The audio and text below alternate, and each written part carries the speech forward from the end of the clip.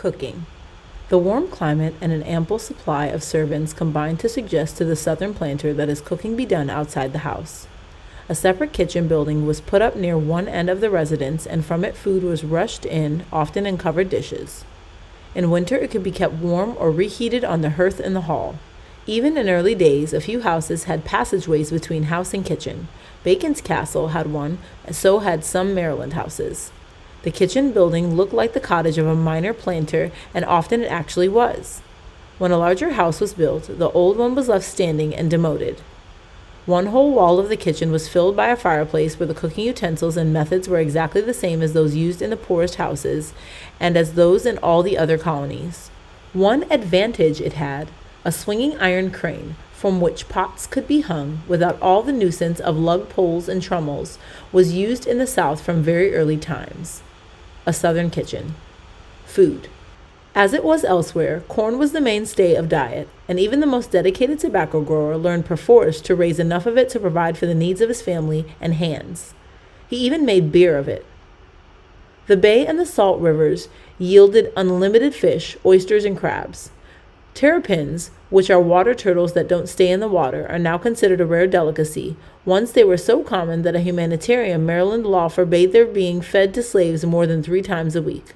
Waterfowl were as plentiful as fish, and the planter who could afford a wheel-lock gun that would be wound up in advance and held ready to shoot could easily get the best that the world provides for his table. The cheaper guns of the time, the kind that were sometimes given to bond servants when their terms were finished, were matchlocks.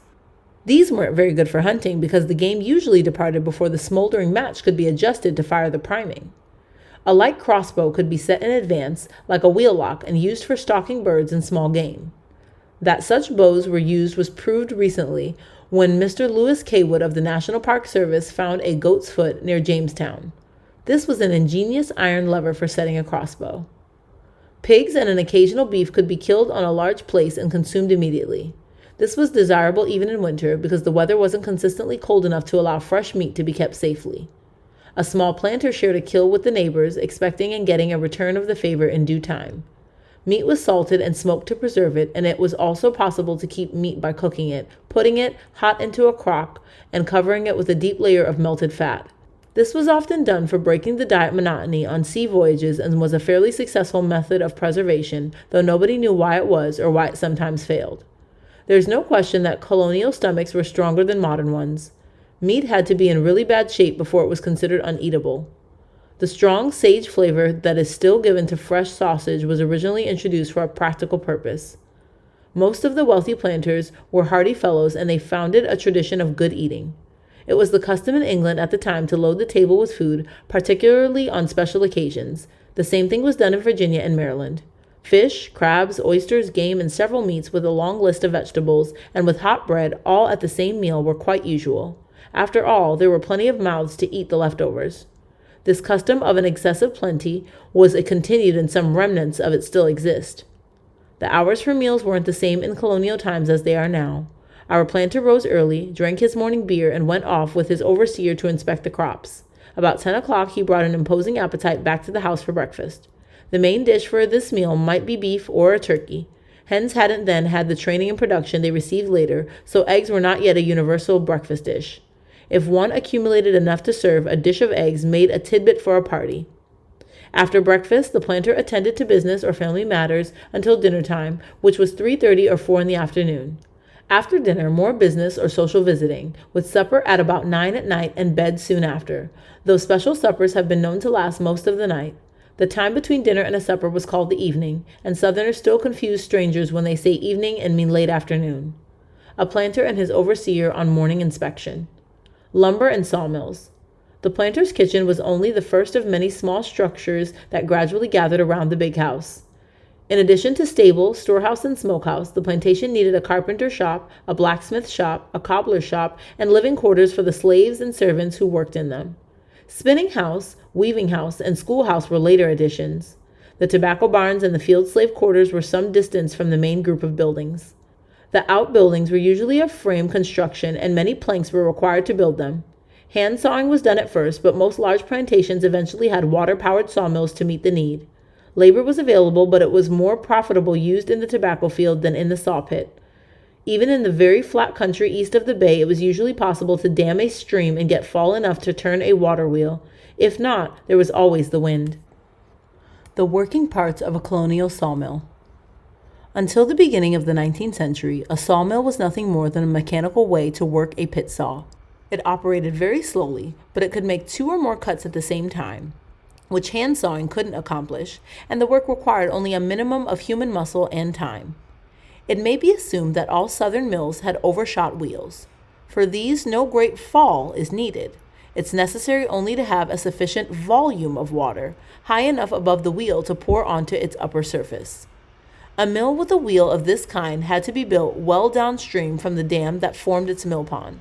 Water was brought to the wheel by a ditch or mill race that followed a more nearly level course than did the parent stream.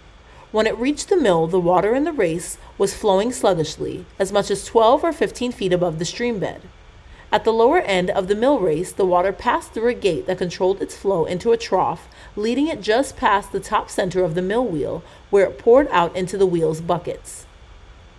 The buckets were so shaped that they dumped their water at the bottom of the wheel, thus keeping the wheel out of balance and causing it to turn.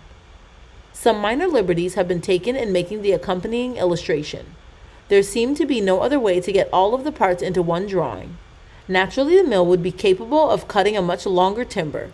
The water wheel is too small by half for the rest of the mechanism, and it would ordinarily be considerably lower than the crank bearings.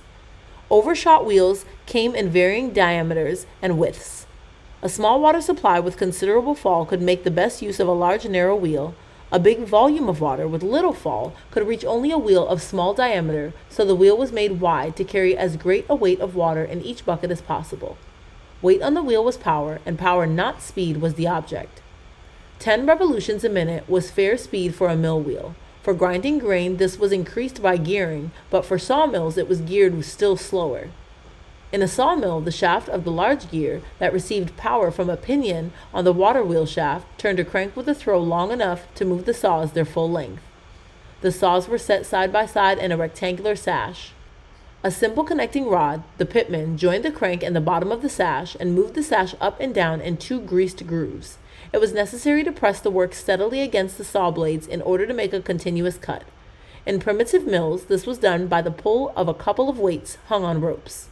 The ropes passed over a roller and were attached to the downstream end of the sliding carrier that supported the saw log. Better mills had a ratchet, taking power from the mill wheel that advanced the carrier about half an inch with each out. All wasn't pie for the sawyer. At the end of a cut, the mill was stopped by closing the sluice gate, and the sawn planks were removed and piled. Then the heavy carriage had to be dragged back along its tracks, and a new timber jimmied into place for the next cut. Of course, once a cut was started, the sawyer could go on about other business. There was a stop on the timber carrier, and when the cut reached its full length, the saw would just move up and down in the air until somebody turned off the water. Building a coffin by candlelight. Plantation people. Clothing the number of people required to work a large tobacco plantation was a difficult problem. Some planters imported cheap cloth and cut and sewed it with slave labor, but it proved cheaper to raise flax and spin and weave it on the place, again with slave labor. The universal clothing in the tobacco field was made of blue linen. Since there were almost no sheep in the South during the 17th century, all wool cloth had to be imported. Some of it came from Puritan looms, in spite of the objections of English cloth workers. The isolation group posed other problems too. When hands took sick, they were doctored by the planter's wife to the best of her ability, with about as good results as could have been obtained any other way. Doctors were so scarce as to be practically non-existent and weren't held in very high esteem anyway. The opinion was expressed in Virginia that the Indian medicine men were as good as any European doctor, and there was probably truth in it. Death struck all ages and all classes with impartial frequency. The most dangerous time was infancy. The majority of people who survived to the age of 50 were married at least twice, and it wasn't at all unusual for a person of either sex to acquire 5 mates in a lifetime. It would be interesting to know how some few did manage to survive to real old age. The dead were buried without delay in wooden coffins of a shape that conformed roughly to the human body. These were built to measure by the local carpenter, and their production was no small part of his business. Dentistry didn't exist at this time. No one dreamed that anything could be done to halt the decay of a tooth. It just decayed until it hurt too badly to endure, and then the strongest man on the place pulled it out. Barbers often did a little tooth pulling, but it was more often the chore of the local blacksmith. The result, of course, was that even young people and the most elegant of adults showed gaps when they smiled. Many a person was completely toothless at 30. A gentleman's spice cabinet. Accurate figures on how much liquor was consumed per colonist are hard to come by, but it's easy to gather that practically all men and a great many women started drinking before breakfast and kept at it pretty steadily until bedtime. Hard cider replaced English beer in the north, but apples were scarcer around the Chesapeake, so the planters made shift to brew beer from corn. Nearly every cottage had its big brew kettle in a corner. They also did some distilling of stronger stuff.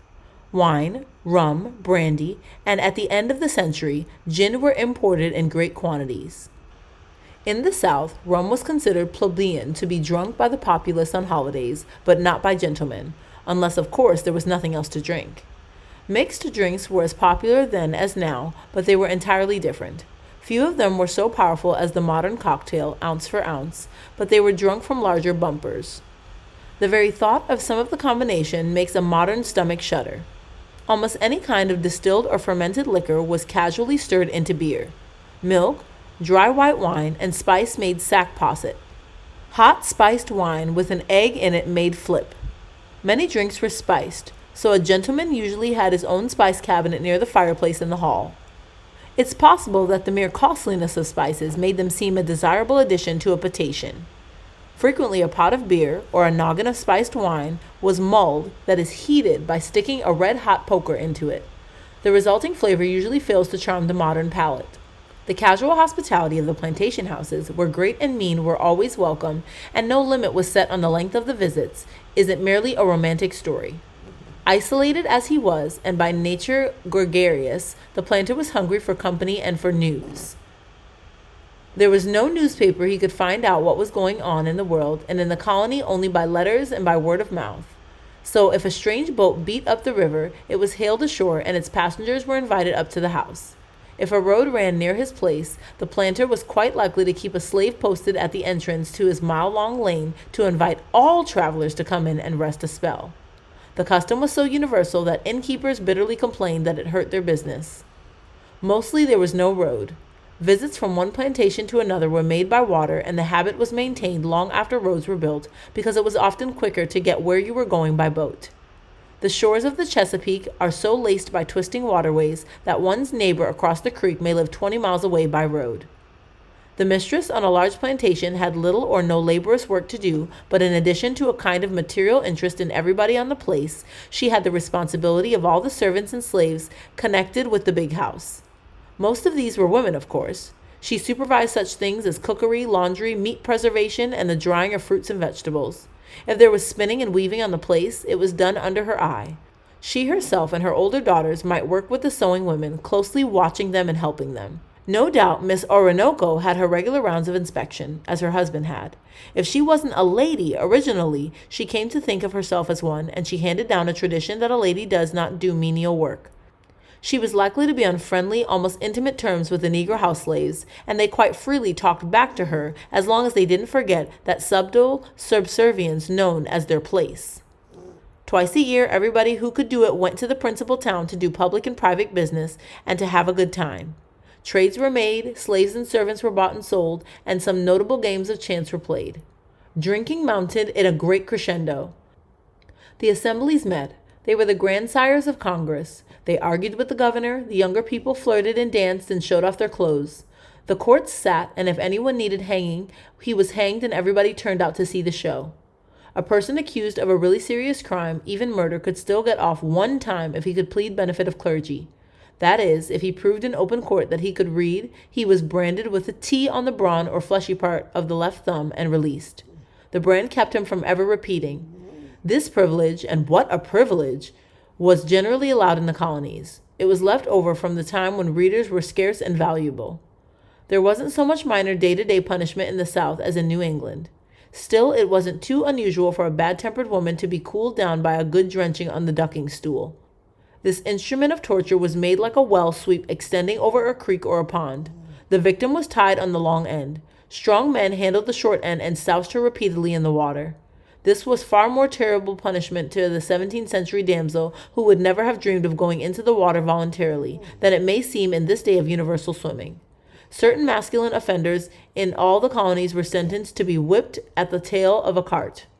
This meant they were compelled to walk behind a cart to which their hands were tied while one who followed the culprit whipped him at every step all through the town, punishing a scold on the ducking stool. The town, in the case of Jamestown, was a compact replica of an English village. St. Mary's, where nobody was ever much afraid of Indians, seems to have spread out more, and its houses, though just as English, weren't so strictly townhouses. The foundations dug up at Jamestown show clearly that the houses faced the street, in two fair rows with no yards in front of them and no space between them. No picture of these buildings is known. The representation of them in the background of the next illustration is based on English townhouses of the time.